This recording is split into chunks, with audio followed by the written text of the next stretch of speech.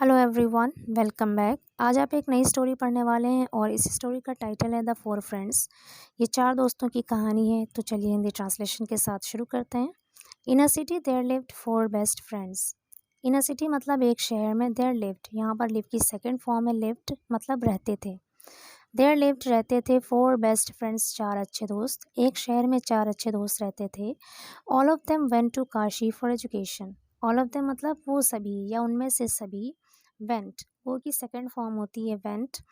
Went to Kashi, Kashi चले गए for education, शिक्षा के लिए। वो सभी शिक्षा के लिए काशी चले गए। The three return as scholars. The three मतलब वो तीनों। रिटर्न मीन्स होता है वापस आना और उसकी सेकेंड फॉर्म है यहाँ पे रिटर्न मतलब वापस आए। एज स्कॉलर्स मतलब विद्वान के रूप में। स्कॉलर मीन्स होता है विद्वान। The three return as scholars, वो तीनों विद्वान के रूप में वापस आए। But the fourth one had no interest in studies. But the fourth one लेकिन चौथे वाले को हैड नो इंटरेस्ट, कोई दिलचस्पी नहीं थी इन स्टडीज़, पढ़ाई में। मतलब चौथे वाले को पढ़ाई में कोई दिलचस्पी नहीं थी। But he was clever and wiser than all the other three. यहाँ पर क्लेवर का कंपैरेटिव डिग्री है क्लेवरर और वाइज का कंपैरेटिव डिग्री है wiser. But he was cleverer and wiser than all the three, लेकिन वो उन तीनों में से, उन तीनों से ज़्यादा चालाक और ज़्यादा अक्लमंद था। बैक होम, बैक मीन्स होता है वापस आना। यहाँ पर बैक होम का मतलब है घर वापस आकर या घर वापसी पर। The three thought, think means होता है सोचना और उसकी सेकेंड फॉर्म है थॉट। द थ्री थॉट, उन तीनों ने सोचा।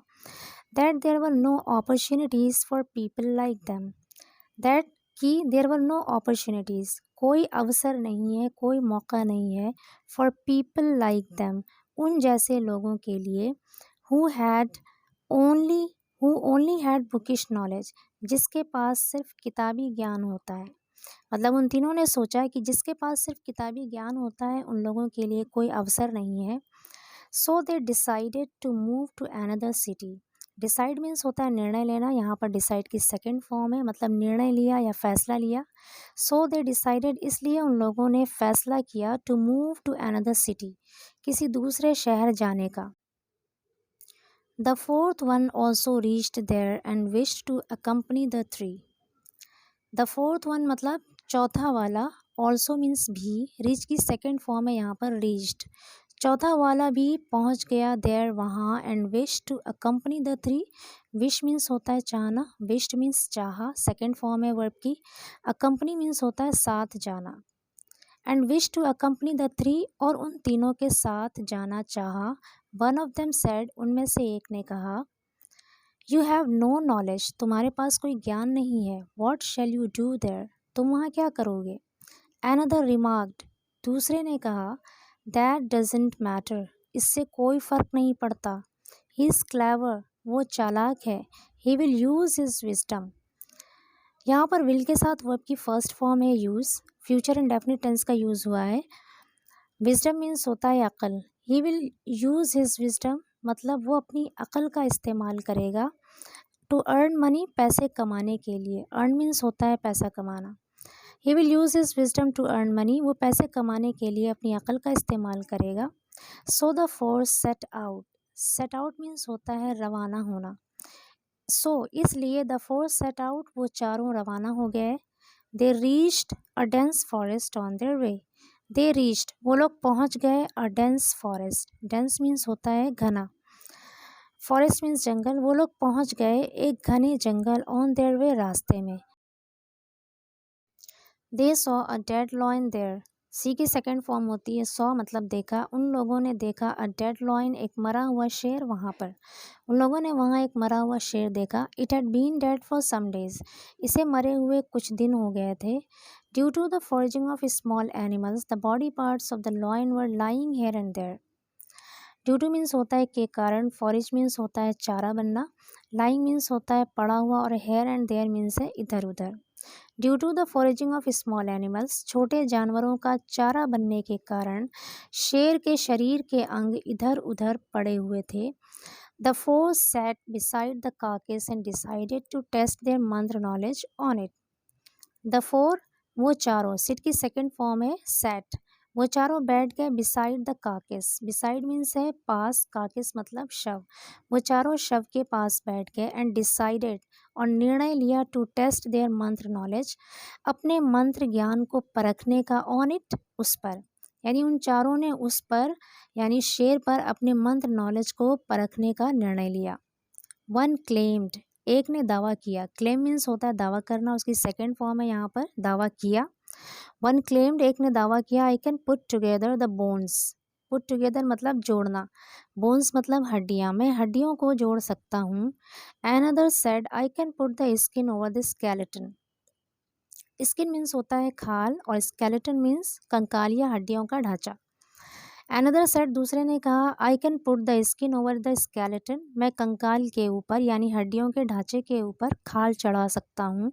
The third scholar spoke, speak की सेकेंड फॉर्म है स्पोक।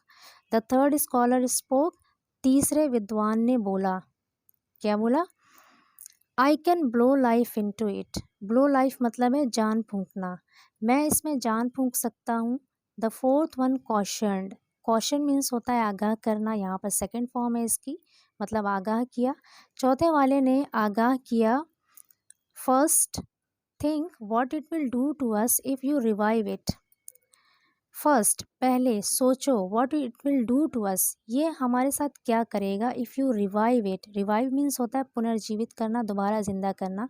अगर तुम इसे दोबारा ज़िंदा कर दोगे, ये हमारे साथ क्या करेगा, पहले सोचो। इट विल डिवोवर अस, डिवोवर मतलब खा जाना, ये हमें खा जाएगा। यहाँ पर विल के साथ फर्स्ट फॉर्म है वर्ब की, फ्यूचर इंडेफिनिट टेंस है।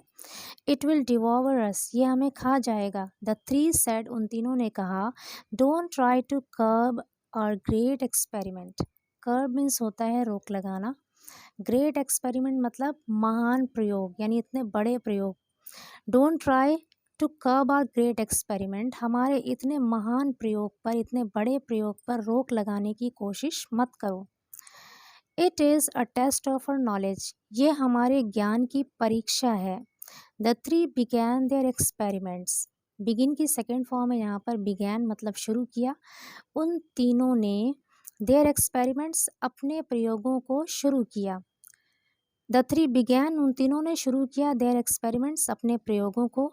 The first one put together the bones of the lion. The first one, पहले वाले ने, पुट टुगेदर जोड़ दिया, the bones of the lion, शेर की हड्डियों को। The second scholar put the skin, और दूसरे विद्वान ने खाल चढ़ा दी। When the third one began his process of putting life into the loin, when मतलब जब, the third one तीसरे वाले ने, began शुरू किया, his process of putting life into the loin, process मतलब होता है प्रक्रिया या कार्य, putting life मतलब जान डालना। जब तीसरे वाले ने शेर में जान डालने की प्रक्रिया शुरू की, the fourth one warned, warn means होता है चेतावनी देना, वार्न सेकेंड फॉर्म है यहाँ पर, मतलब चेतावनी दी। चौथे वाले ने चेतावनी दी। थिंक अगेन मतलब फिर से सोचो, दोबारा सोचो। फूल्स, बेवकूफ़ों। It will kill us all, ये हम सबको मार डालेगा। किल मीन्स होता है जान से मारना, ये हम सबको मार डालेगा। None of them agreed to what the fourth one said. Agree means होता है सहमत होना, यहाँ पर अग्रीड है, सेकेंड फॉर्म है वर्ब की। नन ऑफ देम अग्रीड, कोई भी सहमत नहीं हुआ। To what the fourth one said, जो चौथे वाले ने कहा था, यानी चौथे वाले ने जो बात कही थी उससे कोई भी सहमत नहीं हुआ। एंड दस मीन्स होता है इस प्रकार या इस तरह से, और इस तरह से ही ran and climbed up a tree immediately. Run की सेकेंड फॉर्म है यहाँ पर रैन, और क्लाइम की सेकेंड फॉर्म है यहाँ पर क्लाइम्ड। ही रैन, वो दौड़ा, and climbed up a tree immediately, और जल्दी ही, इमीडिएटली मीन्स होता है जल्दी, और जल्दी ही पेड़ पर चढ़ गया। As soon as the process was completed, as soon as मतलब जैसे ही, द प्रोसेस वॉज कम्प्लीटेड, वो प्रक्रिया पूरी हुई, यानी जो जान डालने का कार्य था, जान डालने की जो प्रक्रिया थी वो पूरी हुई। The lion yawned, Yon means होता है जमाई लेना, शेर ने जमाई ली। स्ट्रेचड, अंगड़ाई ली मतलब अपने आप को फैलाया। And pounced upon the three friends, pounce means होता है झपटना, और उसकी सेकेंड फॉर्म है यहाँ पर झपट पड़ा। And pounced upon the three friends, और उन तीनों दोस्तों पर झपट पड़ा या झपटा। It had come back to life, come back to life का मतलब है जिंदा होना। It had come back to life, वो जिंदा हो चुका था।